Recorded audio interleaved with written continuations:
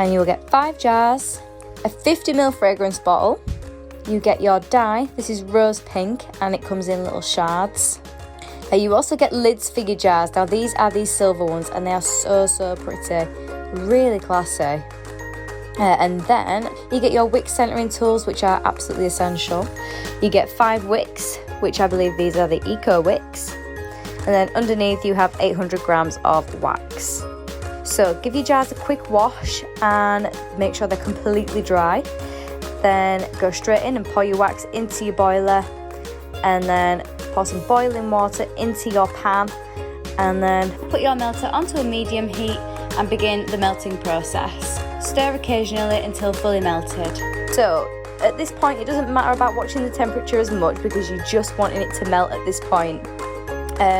Once the wax is all melted, that's when you want to start looking at your temperatures and stuff.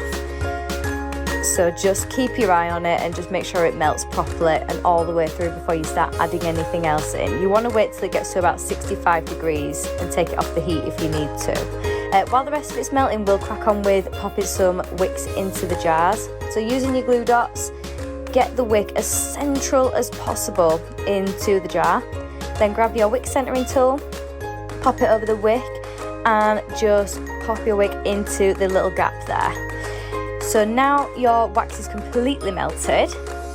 You want to start adding your dye. I'm only going to put a couple of shards in here, you'll notice, because I want them to be quite a light pastel pink. It's personal preference how you want your candles to look. You can pop the whole thing in if you want, it's totally up to you.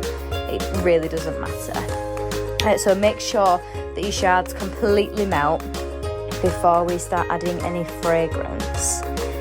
So mine's all melted now, and I'll pop in the full 50ml fragrance bottle and then just stir it gently.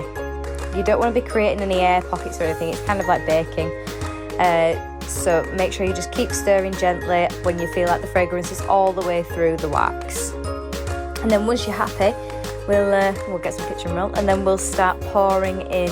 So only pour partially the way up, just because you will need that little bit of extra room at the top, because after half an hour you will come back and check your candles just to see how they've set, and if they've got any air pockets on top then you will need to come back and get them topped up. So remelt your wax and just flatten them off at the top.